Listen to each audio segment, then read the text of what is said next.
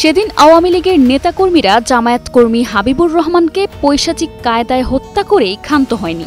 গুম করার জন্য লাশটি টেনে হিঁচড়ে নেওয়ার অভিযোগ রয়েছে। পরে লাশটি ঢাকা মেডিকেল কলেজ হাসপাতালে নেওয়া হলে সেখানেও চলতে থাকে আওয়ামী লীগ নেতা হাজী সেলিম বাহিনীর লাশ দখলের খেলা। তারা নকল বাবা মা সাজিয়ে নিয়ে যেতে চায় লাশটি, কিন্তু এ কারসাজি ধরা পড়ায় নকল বাবা মা সটকে পড়লে আওয়ামী লীগ হাবিবুর রহমানকে নিজেদের কর্মী দাবি করে তার লাশের ছবি ব্যবহার করে পোস্টারও ছেপেছিল। আর এ ঘটনার শুরু থেকেই পুলিশের ভূমিকা নিয়েছিল নানান অভিযোগ। পুলিশের উপস্থিতিতেই আওয়ামী লীগের নেতাকর্মীরা জামায়াতের সমাবেশস্থলে হামলা চালায়। এ সময় পুলিশ নীরব দর্শকের ভূমিকা পালন করে। অসহায় জামায়াত ও শিবিরের নেতাকর্মীদের শত অনুরোধেও পুলিশকে কোনো ভূমিকা নিতে দেখা যায়নি বলেও অভিযোগ রয়েছে। এই নৃশংস ঘটনার ছায়া আজও বাংলাদেশের রাজনীতিতে লেগে আছে।